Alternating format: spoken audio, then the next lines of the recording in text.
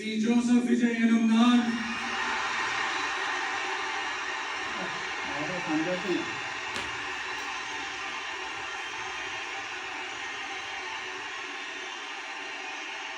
சட்டப்படி அமைக்கப்பெற்ற